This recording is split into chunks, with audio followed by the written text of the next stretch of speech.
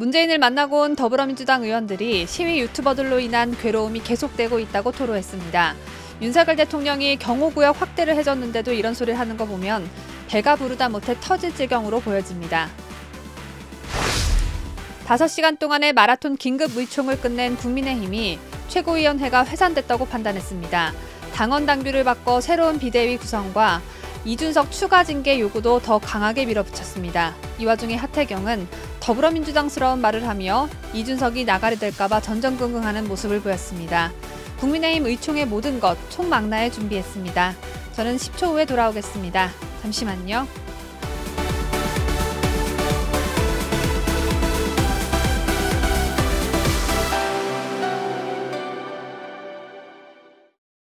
전 세계 각국에서 애청해주고 계시는 60만 7천 명의 구독자 여러분 안녕하십니까.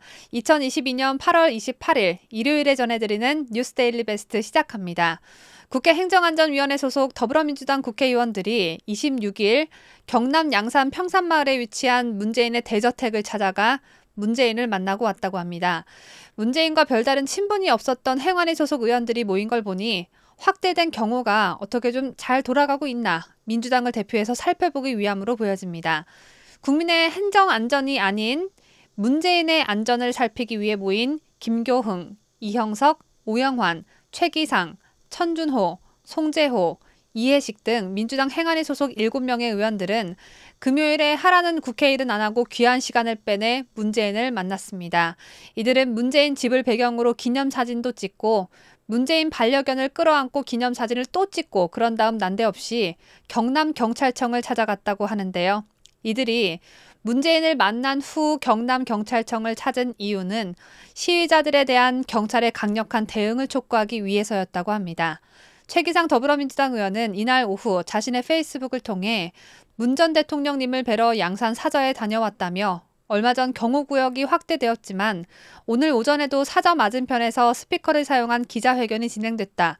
경호구역 밖으로 밀려난 시위 유튜버들로 인하여 마을 주민분들이 괴로운 상황이 여전히 계속되고 있다고 한다고 했습니다. 최 기상은 그러면서 대통령님을 뵌 후 경남지방경찰청으로 이동해 김병수 청장에게 그간의 문제에 대해 유감을 표하고 경호구역 확대에 따라 변화되는 집회, 시위에도 신속하고 적절하게 대응해 줄 것을 요청했다고 말했습니다.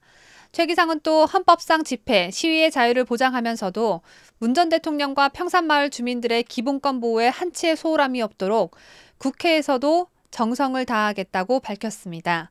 애초에 윤석열 대통령이 경호구역 확대를 해줬으면 안 됐나 봅니다.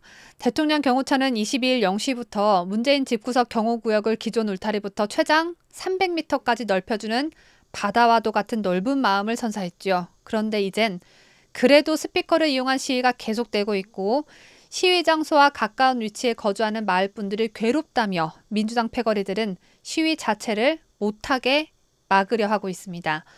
맨 처음 최재성 전 청와대 정무수석이 윤석열 대통령에게 문재인 경호 확대를 요구했을 때 제가 분명 열변을 토하며 말했었죠. 최재성의 요구, 윤 대통령은 절대로 들어주면 안 된다. 경호구역 확대를 하면 시위자들이 문재인 집과 멀어진 만큼 그곳에서 더 큰 목소리를 낼 것이다. 그러니 이것저것 바라지 말고 문재인이 북한으로 망명을 하던가 아니면 깜빵으로 자진해서 빨리 들어가던가 하라고 제가 강조해서 말씀드린 바 있는데요. 경호구역 300m 확장으로 인해 문재인 개인 땅도 아니면서 그 땅을 몰밟게 하는 것도 모자라 엄연히 집회의 자유가 있는 나라에서 마을 주민들 핑계대며 이젠 시위 자체를 못하게 하려는 수작을 부리고 있는 민주당. 사과 한쪽 줬더니 고마운 줄도 모르고 사과 하나도 아닌 아예 한 박스를 다 달라는 식의 꼼수에 윤 대통령이 더 이상 넘어가서는 안 된다는 게 저의 생각입니다. 시위자들은 우리 국민입니다. 우리 국민은 이미 300m씩이나 그것도 우리 땅에서 밀려나 버렸습니다. 무엇 때문에요? 문재인의 안전을 위해서요. 우리 국민이 밀려난 그곳에서 정해진 규칙 아래 시위를 이어나가고 있는데도 불구하고 주민들 피해가 이어지고 있다면 원망의 화살은 시위자들이 아니라 문재인을 향해야 할 것입니다. 또한 시위자들을 밀어내고 시위를 막는 등의 조치를 취해봤자 문제가 원천적으로 차단되진 않겠죠. 그러므로 민주당이 주장하는 피해를 받고 있는 그 주민들은 문재인 저 사람이 왜 하필 우리 동네로 와서 나에게 이런 피해를 주나 이렇게 문재인을 원망하고 문재인이 몸통으로 보여지는 사건의 수사를 맡고 있는 검찰은 수사의 속도를 우사인 볼트급으로 좀 빠르게 해서 문재인을 하루속히 공짜 밥과 공짜 숙소를 제공하는 그곳으로 모셔주는 게 현재 이 문제를 해결하는 가장 현명하고 지혜로운 방법이라고 강력히 다시 한번 더 주장합니다. 문재인 일상 사진이 공유됐다는 소식도 자주 들려와서 시끄러워 죽겠는데 여기에 더해 경호 문제까지 계속 시끌시끌하다니 정말 징글징글합니다.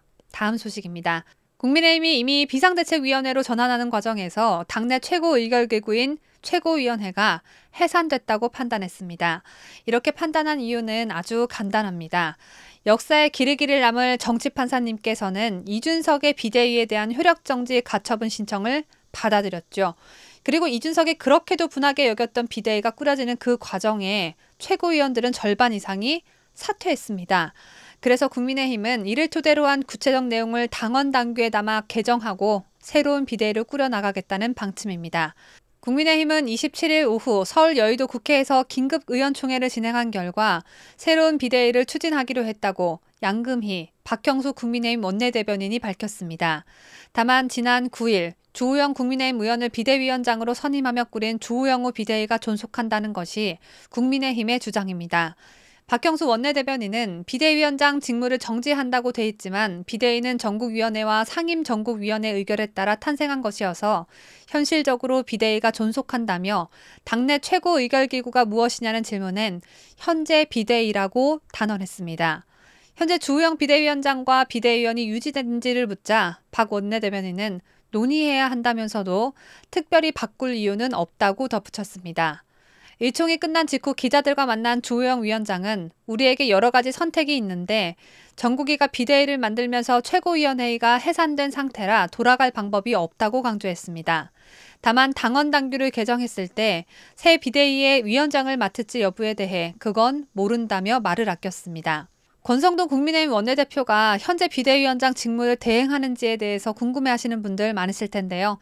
국민의힘은 당대표 거리 상태거나 징계를 받으면 원내대표가 승계받기로 돼 있지만 비대위는 그 규정이 없기 때문에 권성동 대행 여부는 좀 더 논의해야 한다는 입장입니다.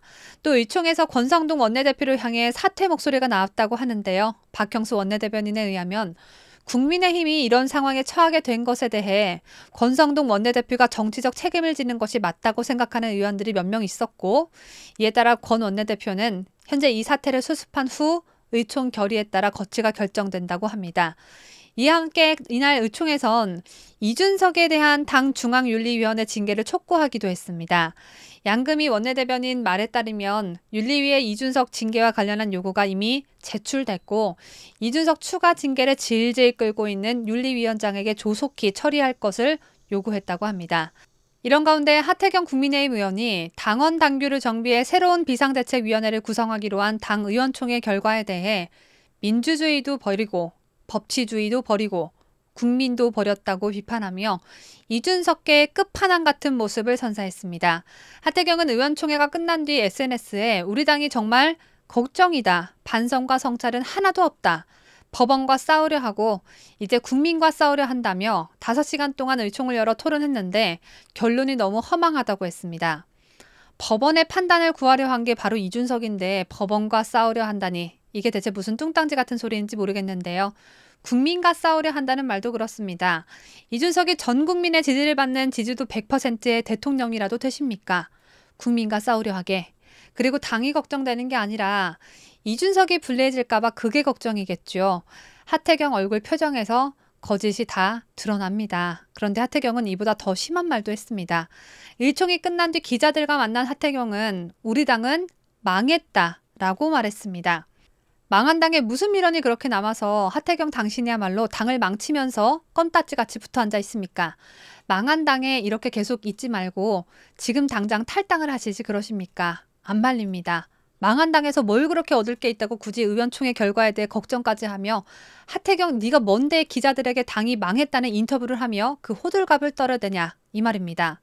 국민의힘 돌아가는 상황을 이준석에게 실시간으로 전달하는 일 말고는 굳이 망한 당에 있을 필요와 이유는 없어 보이는데 하태경 당신이 생각하는 망하지 않은 당으로 제발 좀 가주길 바랍니다. 국민의힘 소속 의원이 국민의힘은 망했다라는 망언을 이렇게 쏟아낸 가운데 당 안팎에서는 법원의 이번 결정이 이준석에게 오히려 독이 될 수 있다는 전망이 나옵니다. 이준석이 아무리 정치적 명분을 내세운다고 해도 집권 여당을 대혼란에 빠뜨렸다는 책임론에서 자유로울 수 없기 때문입니다. 이번 법원 가처분에 따른 당의 혼란을 초래한 근본적인 원인이 뭡니까, 여러분?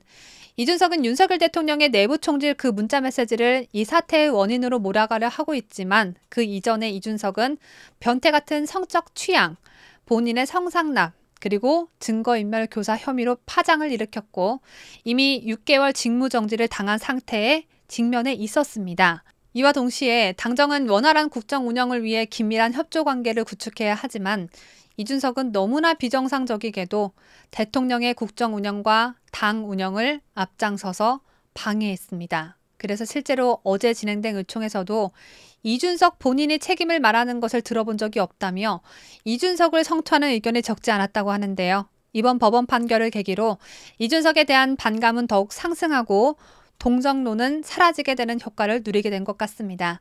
이준석은 당을 혼란에 빠뜨린 책임과 더불어 정당의 문제를 법으로 판단하게 한 책임 또한 반드시 져야 할 것입니다. 제가 준비한 소식은 여기까지입니다. 이번 영상에서 전해드린 소식들은 오늘 새벽 1시에 준비한 소식들입니다. 그 이후에 나온 새로운 소식들은 또 다음 영상에서 전해드리도록 하겠습니다. 기온이 아침 저녁으로 뚝 떨어져서 제법 쌀쌀해졌습니다. 구독자 여러분 모두 서늘해진 바람에 건강 유의하시길 바랍니다. 끝까지 시청해주신 여러분 대단히 고맙습니다.